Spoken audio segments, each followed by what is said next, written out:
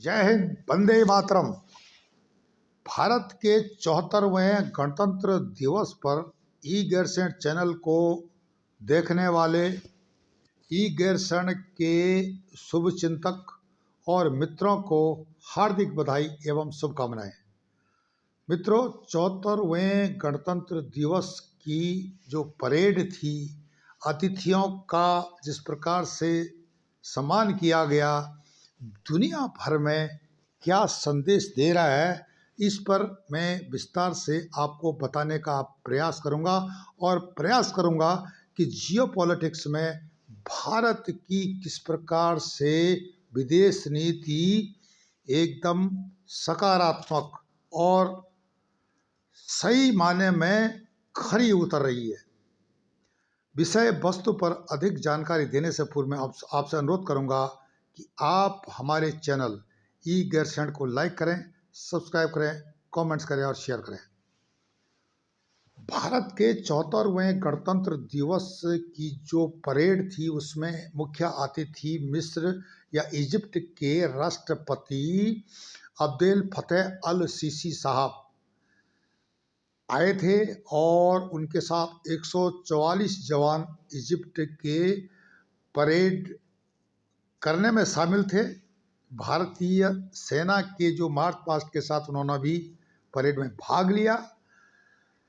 यह सब इसलिए बताया जा रहा है कि जियोपॉलिटिक्स में इसके क्या अर्थ निकलते हैं। भारत के कुछ अपभ्रंश या हम कह सकते हैं पथभ्रष्ट या तथा कथित प्रगतिशीलवादी जो बुद्धिजीवी हैं, पत्रकार हैं, उनके जो छोटे छोटे विचार बताते हैं कि मुस्लिम देश के राष्ट्रपति को बुला करके नरेंद्र मोदी जी अपना डैमेज कंट्रोल कर रहे हैं, लेकिन बात यह नहीं है, बात बिल्कुल हटकर है। भूमध्य सागर का द्वार है इजिप्ट और भारत की जो विदेश नीति है इस समय चरम पर है। इजिप्ट तुर्की का दुश्मन देश है।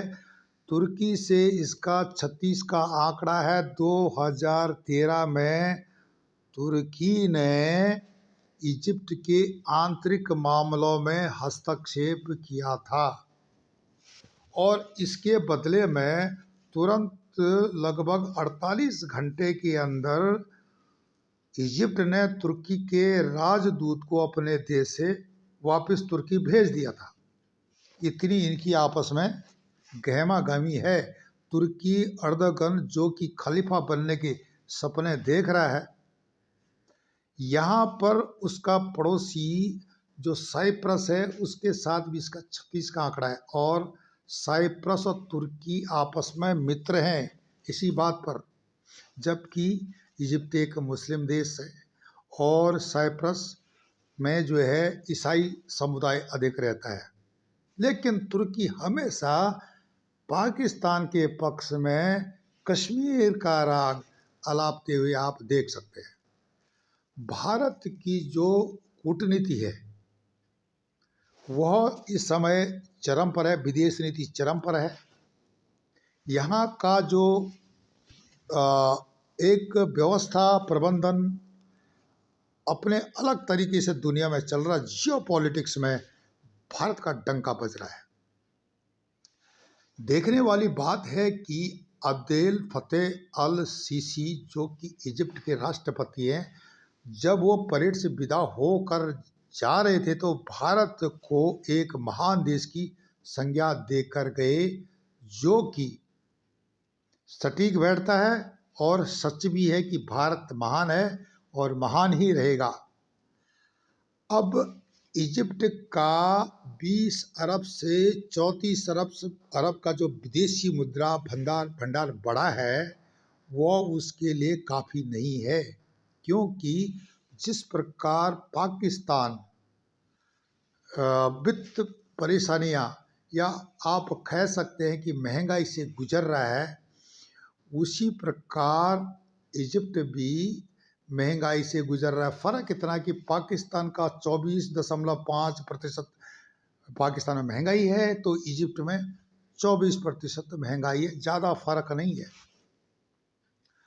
अब पाकिस्तान को तो कई जो देश हैं भीख दे दी, चीन ने भीख दे दी, सऊदी ने भीख दे दी, यूएई ने भीख दे दी, अमेरिका ने भीख दे दी, जहाँ भी कटोरा लेकर गया उसको भीख मिल गई।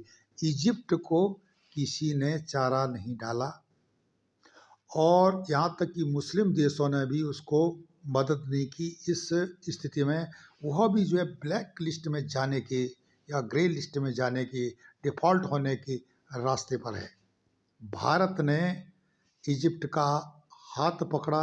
अब हाल ही में हमारी जो आने वाले समय में 75वीं जो हमारी वर्षगांठ मित्रता की इजिप्ट की और भारत की होगी, उसमें जो है उनके प्रतिनिधि आएंगे, वो बात का विषय है। लेकिन भारत ने जिस प्रकार इजिप्ट मिस्र को इस बुरे समय में मदद की, शायद इजिप्ट इस मदद को कभी नहीं भूलेगा। साथ ही इजिप्ट को प्रलय, नाग, तेजस जैसे हथियार देने का जो भारत का संकल्प है वो भी पूरा होने जा रहा है। और इससे क्या होगा कि भारत के हथियार होंगे, जमीन होगी इजिप्ट की, मिस्र की, और वहाँ से तुर्की का काल बरसेगा तुर्की के ऊपर, क्योंकि तुर्की हमेशा हजारों मील दूर रहकर भी भारत के खिलाफ जहर उगलता रहता है और इसका एक ही मुद्दा है, इसको बनना है खलीफा। भारत ने इजिप्ट को गेहूं देना बंद नहीं किया। अन्य देशों, अनेक देशों पर भारत ने प्रतिबंध लगाए हैं गेहूं एक्सपोर्ट के पर, लेकिन मिस्र पर भारत ने प्रतिबंध नहीं लगाया, क्योंकि मिस्र की जो स्थिति है अरब जगत में या मुस्लिम जगत में बहुत कमज़ोरी समय चल रही है और आशा की जाती है कि इजिप्ट अपनी स्थिति को सुधार देगा। इजिप्ट भूमध्य सागर का द्वार भी है। कभी भी यह भारत के विरोध में नहीं गया, चाहे वो कश्मीर का मुद्दा हो, चाहे अनेकानेक विरोधाभास भारत के खिलाफ रहे हों, उन पर कभी भी इजिप्ट नहीं गया, मिस्र नहीं गया। उसने भारत का साथ दिया। और साइप्रस, जिस पर कि तुर्की की हमेशा कुछ न कुछ झड़प चलती रहती है, तुर्की और साइप्रस की मित्रता होने से भारत के हथियारों की सप्लाई, स्वदेशी अपने हथियार जो कि भारत ने बनाए हैं, तेजी से बढ़े हैं। अब तुर्की के नकेल कसने के लिए जो वर्तमान सरकार केंद्र में है, उसने अपनी विदेश नीति को बिल्कुल सही धार दी है। देखने वाली बात है, पाकिस्तान इस विषय को बड़ी गहराई से देख रहा है। कंगाल पाकिस्तान डिफ़ॉल्ट होने की कगार पर है, उसके बावजूद भी पाकिस्तान की नीयत कश्मीर पर है और कश्मीर के लोग बोल रहे हैं, पाकिस्तान ऑक्युपाइड कश्मीर के लोग कि हमें भारत में मिलाओ। यह जियोपॉलिटिक्स का भाग है, क्योंकि कश्मीर खुद परेशान है पाकिस्तान से। पाकिस्तान के कई टुकड़े होंगे वो तो समय ही बताएगा, लेकिन वर्तमान में जिस प्रकार से अर्दोगन तुर्की का खलीफा बनने के सपने देखने के इरादे से भारत के खिलाफ जहर उगल रहा है, उस पर इस परेड में राष्ट्रपति अब्देल फतेह अल सीसी को बुलाने से काफ़ी झटका लगा है, पाकिस्तान को भी झटका लगा है। पाकिस्तान की मीडिया में मैं सुन रहा था कि वहाँ पर काफ़ी कुछ इस परेड के बारे में, मुख्य अतिथि के बारे में स्पेशली बात चल रही है कि भारत ने तमाम इस्लामिक देशों को, मुसलमान देशों को अपने पक्ष में कर दिया है। भाई क्यों ना करे, भारत तो हमेशा वसुधैव कुटुंबकम की भावना से ओतप्रोत रहा है। भारत हमेशा धर्मनिरपेक्ष देश रहा है, जबकि पाकिस्तान में जो भी षड्यंत्र भारत के खिलाफ रचे जाते हैं, उसमें हमारा पड़ोसी देश चीन भी रहता है, पाकिस्तान भी रहता है। चक्कर यही है कि पाकिस्तान कंगाल देश है, बिना काम किए इसको भीख चाहिए और इत्यादि इत्यादि। अपनी ज़मीन इसने जैसे कुछ पीओके का हिस्सा जो है इसने चीन को दे दिया है, बेच दिया है। तो ये देश इसी प्रकार है। यहाँ का जो है जनरल बाजवा बोरी भर करके विदेश में चला गया, डॉलर अरबों डॉलर लेके चला गया है। यहाँ का जो भी जनरल है, यहाँ का भी जो भी सेना का अधिकारी रहता है, पाकिस्तान में नहीं रहता है, अपना बोरा बिस्तरा गोल करके अमेरिका इंग्लैंड भाग जाता है।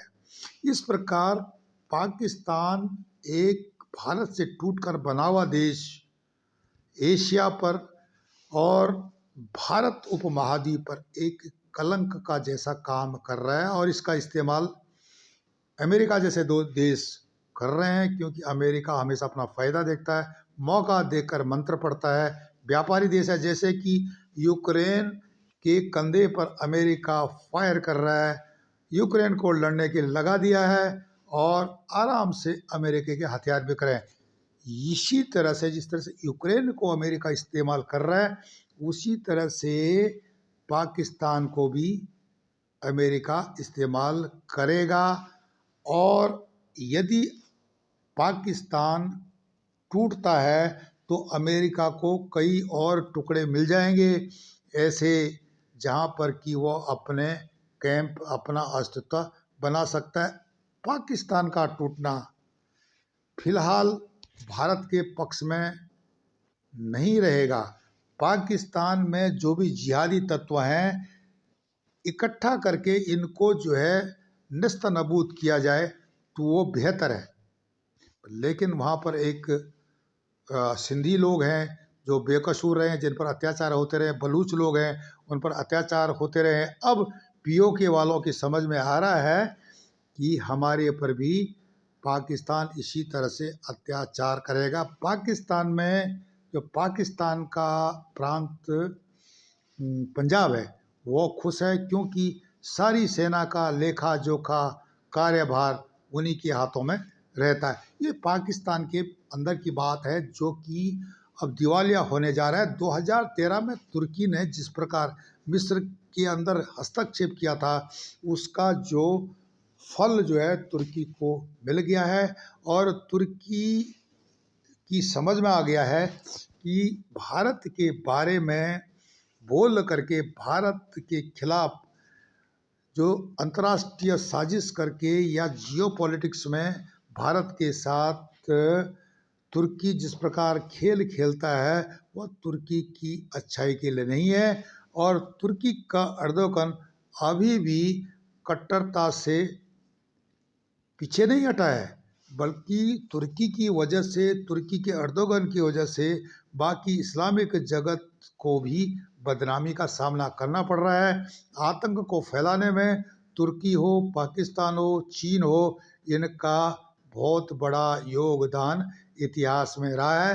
फिलहाल इजिप्ट के राष्ट्रपति और 144 जवानों का भारत के कर्तव्य पथ पर दिखाई देना जियो पॉलिटिक्स में बहुत सारे संदेश दे रहा है। और भूमध्य सागर के आसपास जितने भी देश हैं, वहाँ पर विशेषकर तुर्की के लिए जो एक बहुत बड़ा झटका है।